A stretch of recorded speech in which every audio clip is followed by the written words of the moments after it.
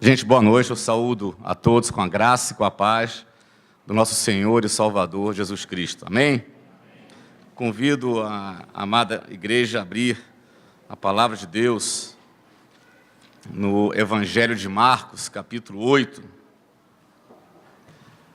versículo 14 em diante. Evangelho de Marcos, capítulo 8, versículo 14 em diante.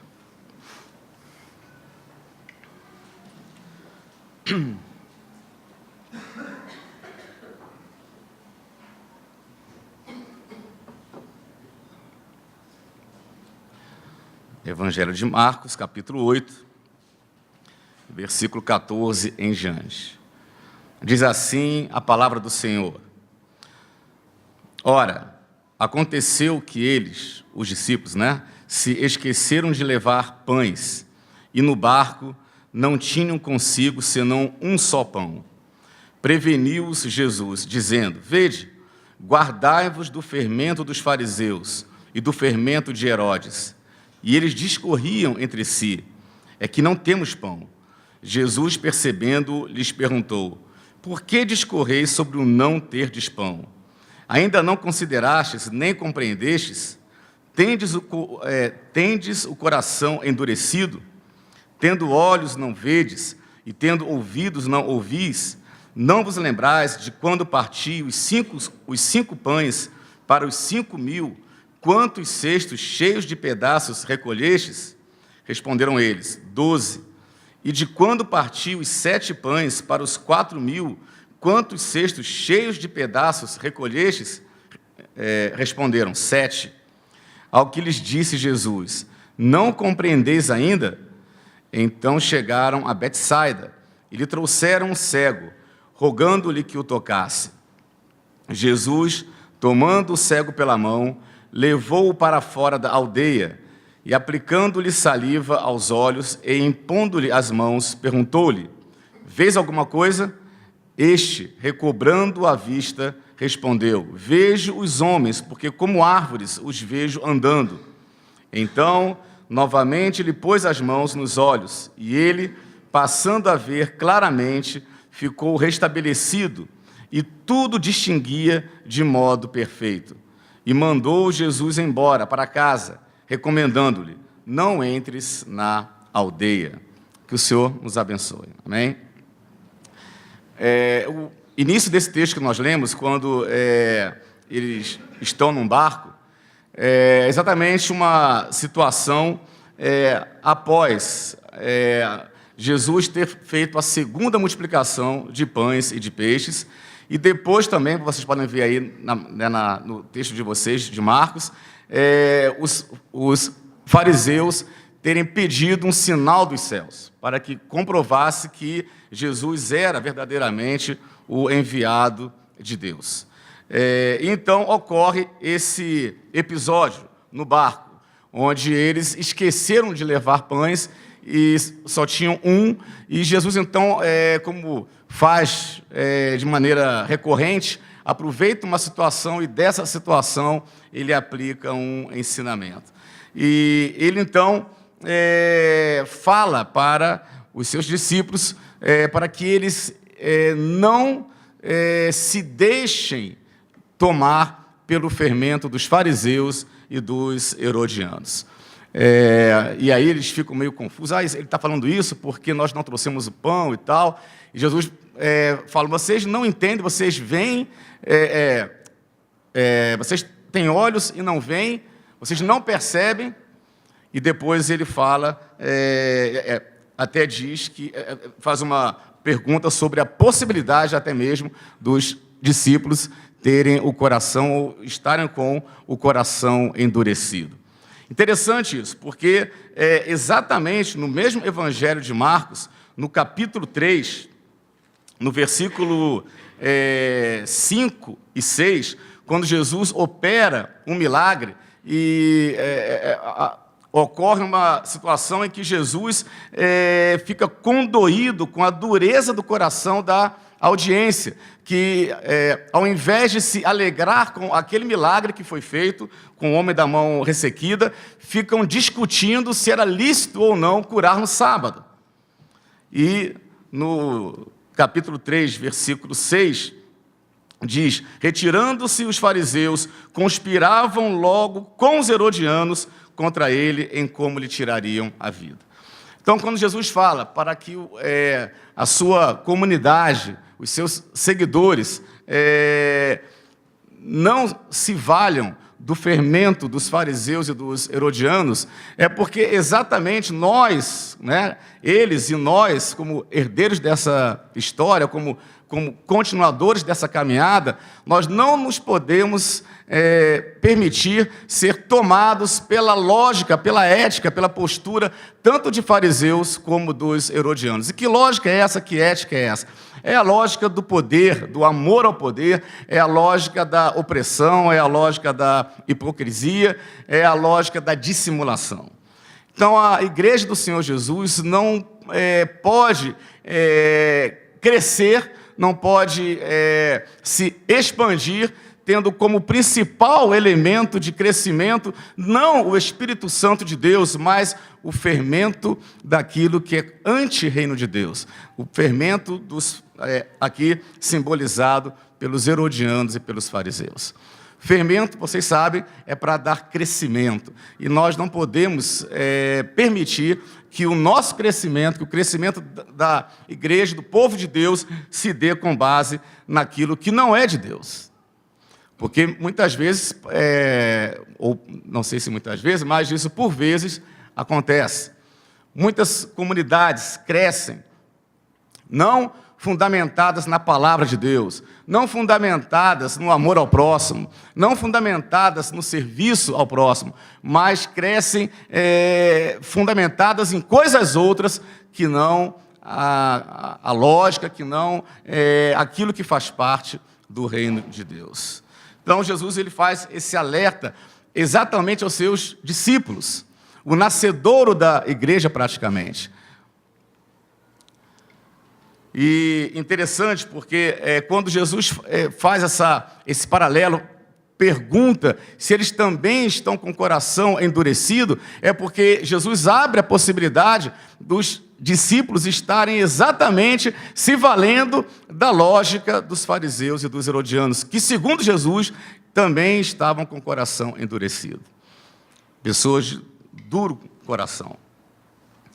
E é interessante porque quando nós percebemos essa reprimenda de Jesus, quando ele chama a atenção dos seguidores mais próximos dele, os discípulos, para essa possibilidade, para essa situação de endurecimento de coração, a narrativa de Marcos nos apresenta uma cura.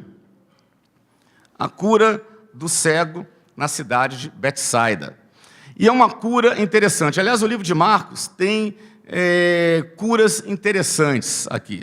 Nós temos, por exemplo, não é bem uma cura, acaba sendo, mas é uma espécie de exorcismo ao endemoniado, que Jesus ele chega a ter um diálogo, né, com aquela legião de espíritos imundos. Então, Marcos é um evangelho que apresenta curas de Jesus de modo um pouco diferente dos outros.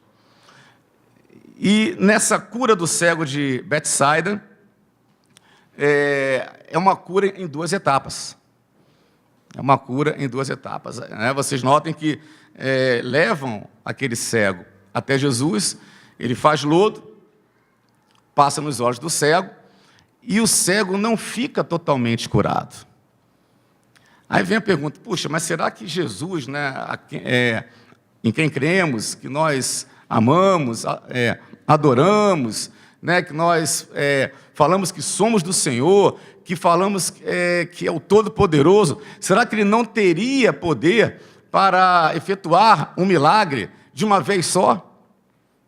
Por que essa situação? Por que ele permite que os seus discípulos e outras pessoas vejam uma cura que se dá em duas etapas? Um cego que não é logo curado, mas ele passa a ver, mesmo que de maneira baixa, de maneira parcial. E depois Jesus completa a cura, e depois aquele cego, né, ele passa realmente a ver de maneira nítida. Por que isso?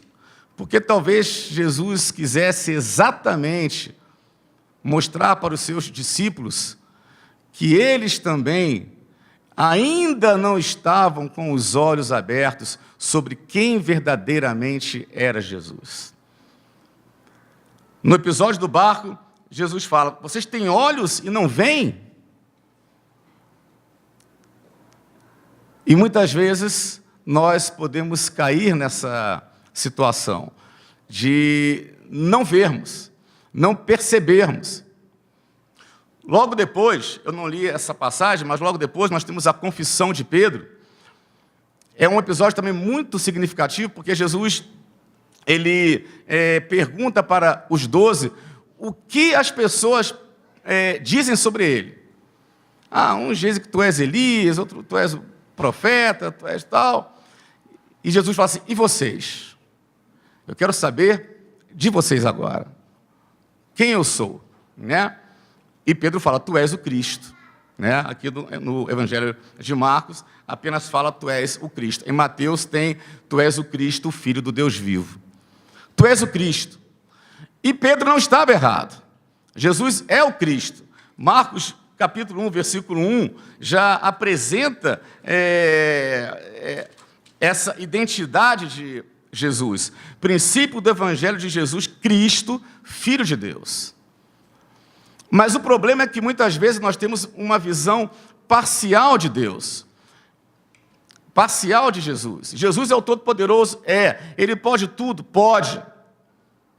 Mas a nossa relação com Jesus não pode ser uma relação simplesmente baseada no poderio pleno de Jesus para nos livrar do mal, para curar nossas enfermidades, para, como se diz muito por aí, abrir portas. Eu tenho uma dificuldade com uma camisa que era vendida há um tempo atrás, uma camisa gospel, né? Que falava assim: eu não sou o dono do mundo, mas sou filho do dono. Um triunfalismo exacerbado. Ele é todo-poderoso? Ele é o Cristo?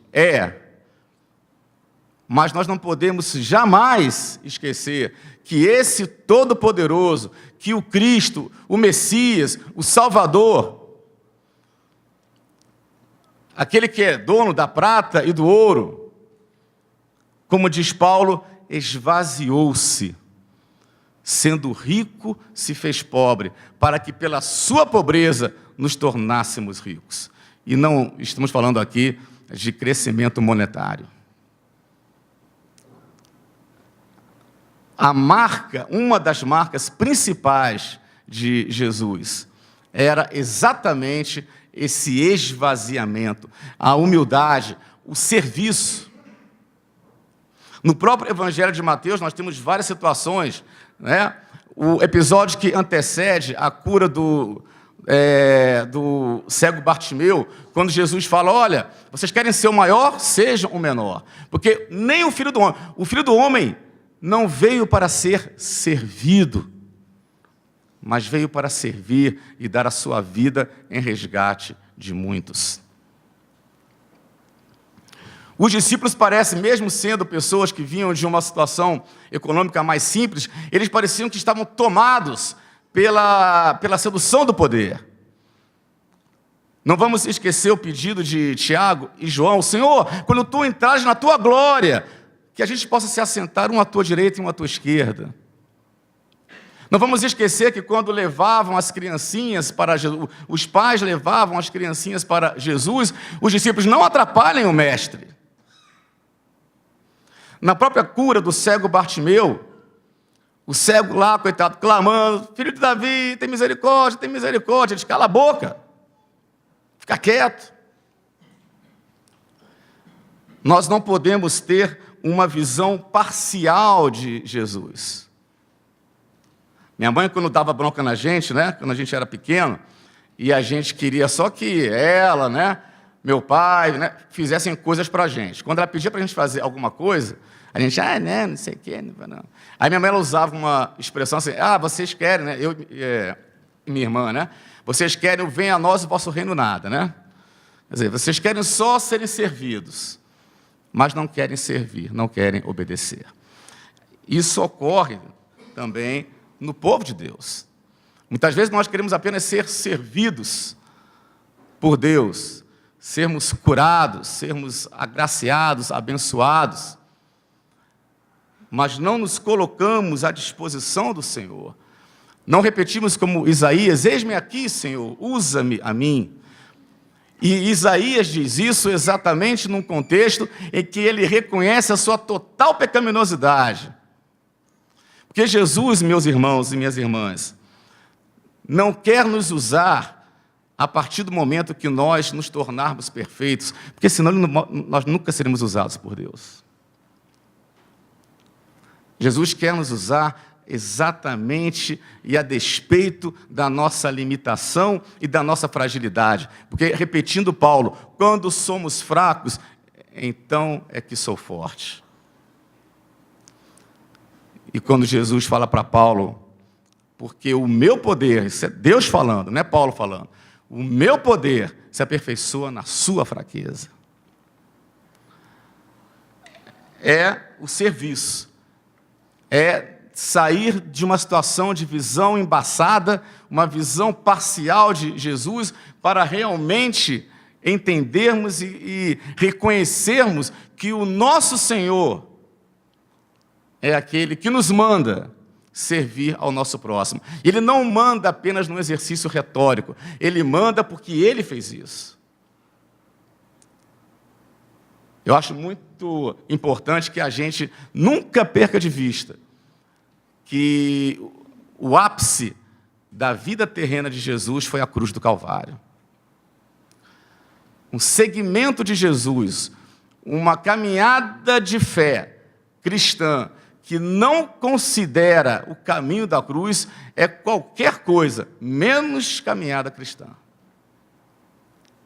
Gosto muito daqueles cânticos, né, que falam, né, da cruz, né? Foi na cruz que eu vi meu Jesus. O castigo por mim suportar. Pedro não estava errado. Jesus era o Cristo. Mas era o Cristo que exerceu a sua messianidade no meio do povo. Como diz João, é o verbo que se fez carne e tabernaculou, ou seja, fez a sua tenda, fez a sua morada no meio de nós. Uma morada itinerante, né? Porque ele mesmo disse, olha, as raposas têm seus covis, as aves dos céus têm seus ninhos, e eu não tenho nem onde pousar a minha cabeça. É a caminhada do serviço. E deve ser, então, a caminhada da igreja. A igreja deve ter a sua caminhada, deve exercer a sua messianidade, vamos dizer assim, através do serviço. Onde quer que Deus plante você, onde quer que Deus quer ainda plantar você. Eu gosto muito do início da história de Abraão, famosíssima, né? Quando Deus fala para ele, olha, sai da tua casa, sai da tua parentela, e vai para a terra que eu vou te mandar. Ele pegou e foi. Ele não ficou assim, não, senhor, beleza, eu vou, mas olha só, você sabe, eu tenho um monte de coisa aqui, tenho posses, tenho um monte de coisa. Então, prepara um lugarzinho legal para mim lá e tal, confortável. Ele foi. A caminhada cristã é a caminhada da mão estendida. A caminhada cristã é a caminhada do serviço ao nosso próximo. Quando nós começarmos a vivenciar isso no nosso dia a dia, de fato estaremos vendo, não de maneira embaçada, mas, de fato e de verdade, estaremos vendo aquele que nós dizemos que seguimos. Eu não posso seguir um vulto, não dá. Eu sou míope, se eu tirar o óculos, eu já vejo vocês embaçados aqui.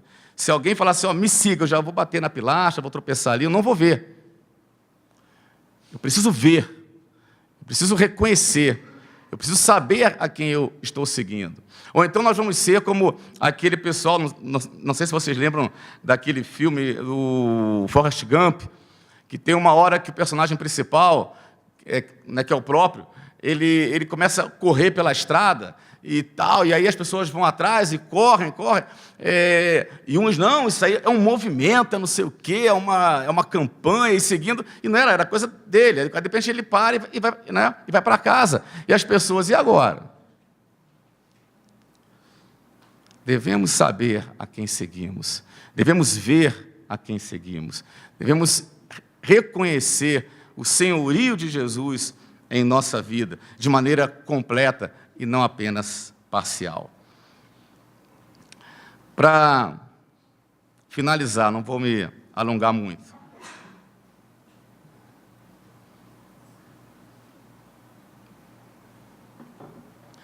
Uma coisa também que me chama a atenção é a passividade do cego de Betsaida, ao contrário do cego o cego Bartimeu. O cego Bartimeu estava lá e gritou, e mandava ele calar a boca, ele gritava mais alto ainda, mas o cego de Betsaida, ele é passivo praticamente o tempo todo, né? Levam ele, não é ele que pede para ser tocado, é o pessoal que está lá com ele. A passividade do cego de Betsaida. Para ele estava bom ver. Primeiro, aparentemente não dá a entender que ele estava muito incomodado com a sua cegueira, porque isso às vezes ocorre. As pessoas elas se habituam na situação que estão. Mas depois, mesmo assim, ele vê alguma coisa, mas também não parece muito preocupado em querer ver mais. E é Jesus, então, que, mais uma vez, impôs sua mão sobre ele para que ele possa ver claramente, para que ele possa enxergar a vida de maneira clara. Nós não podemos repetir esse modelo do cego de Betsaida, de nos acomodarmos com a visão parcial que temos de Jesus.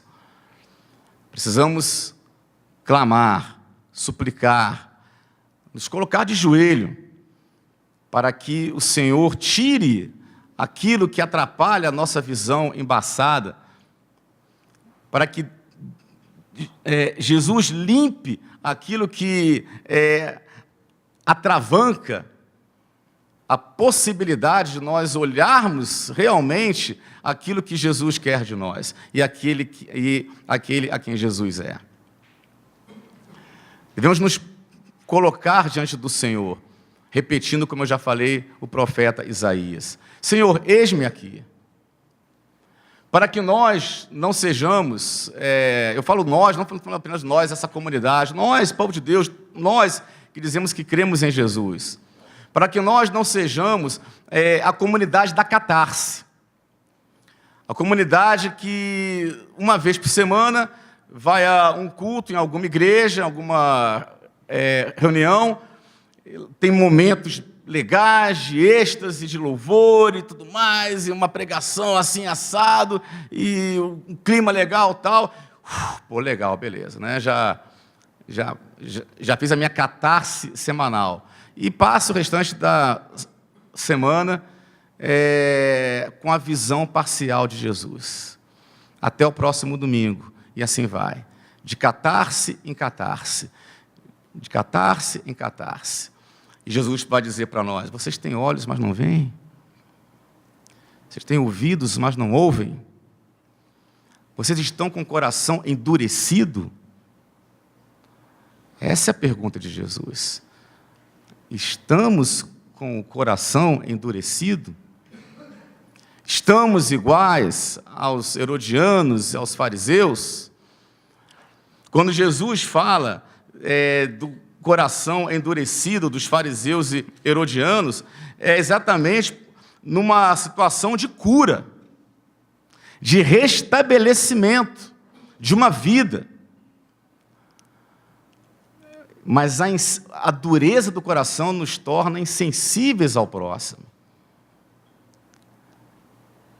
Mas queremos que Deus abra portas para a gente. Queremos ser curados das nossas enfermidades. Não podemos permitir, amados, que o fermento dos fariseus tome a nossa vida, de maneira que a gente cresça fundamentado naquilo que não é reino de Deus. Não podemos ter uma visão parcial de Jesus, de modo que nós reconhecemos que Ele é todo-poderoso para efetuar milagres, mas não reconhecemos que Ele é o Senhor que manda que nós sirvamos uns aos outros. Não podemos fazer missão de maneira parcial. Nós cremos na integralidade, na integridade da missão. E para isso, nós precisamos perceber que não seguimos apenas ao Jesus Todo-Poderoso, que está lá na sua glória. E Ele está. Mas ao Jesus que se fez carne e habitou no meio de nós, cheio de graça e de verdade. E nesse habitar no meio do povo, vimos a sua glória. Glória como do unigênito do Pai. É isso que está lá em João capítulo 1. Evangelho de João, quando Jesus está na cruz do Calvário, Ele é glorificado. A glória de Jesus, meus amados, se dá não apenas no trono celestial, se dá na encarnação do nosso dia a dia. Se somos igreja, e somos, pela graça de Deus, devemos ter essa visão completa de Jesus. A visão do servo. O servo sofredor. Porque ser servo é ruim. Ser servo tem a ver com negar-se a si mesmo. Ser servo tem a ver com, muitas vezes, não ter um gesto reconhecido. Ser servo tem a ver com, muitas vezes, nós nos importarmos com alguém mais do que esse alguém se importa consigo mesmo. Mas essa é a missão da igreja. E nós somos convidados, com toda a nossa limitação, com toda a nossa fragilidade, nós somos convidados e convocados a exercermos essa caminhada no meio da sociedade, onde quer que Deus plante, onde quer que Deus nos plante, onde quer que Deus ainda vá nos plantar. Que o Senhor nos abençoe. Amém?